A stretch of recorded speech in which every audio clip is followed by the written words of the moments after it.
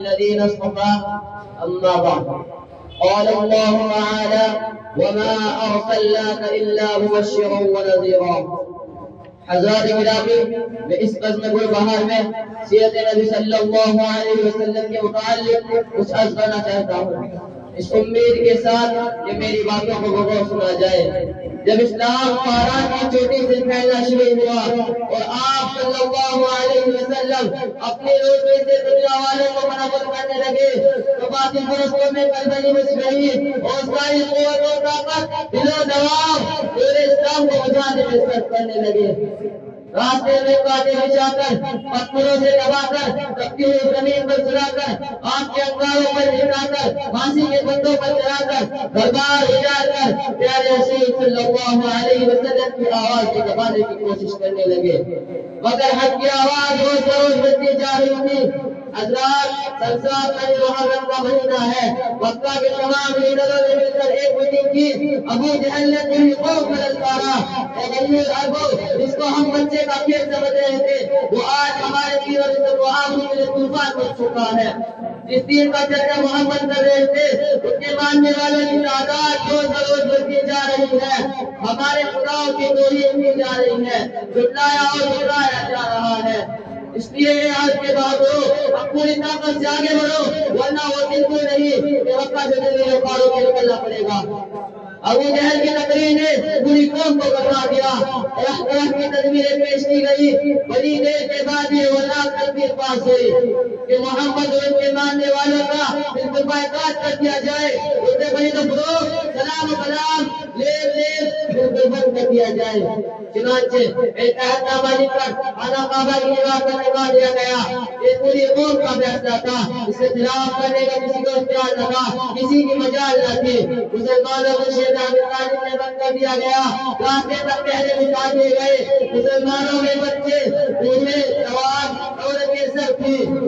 کھانے پینے کے سامان دھیرے دھیرے ختم ہو گئے، درختوں کے چھانے کاٹ کر کانٹے جما جما کر دن کاٹنے لگے۔ صرف دیکھنے کے لیے پابندیاں ہٹا دی گئی، مسلمان کھاتی سے باہر آ گئے،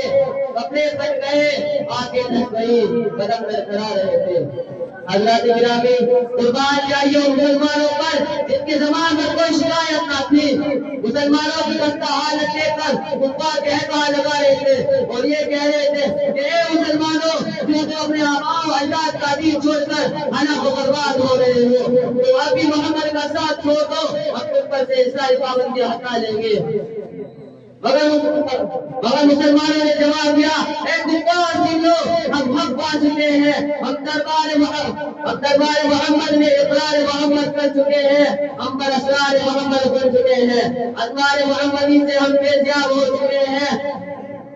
انوار محمدی سے ہم فیضیاب ہو چکے ہیں، مختار محمد نے بھی معاف کر دیا ہے، لہذا ہم طوفان سے ٹکرا سکتے ہیں، خون کے دریا بہا سکتے ہیں، آپ کے بستر پر سو سکتے ہیں، خون سے طرف قدم دھو سکتے ہیں، مگر اس خبر رسالت کا انکار نہیں کر سکتے۔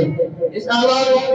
طرح آزمائش کے بعد پورے 3 سال مکمل ہونے والے ہیں، خوراکیں ختم ہو گئی، درختوں کے پتے اور چھالوں کو بھی ختم کر ڈالے، عورتوں کے آنکھیں دھس گئی، جوان بھوک سے چکرانے لگے، بھول جیسے بچے ماں کی گودوں میں تڑپ رہے ہیں،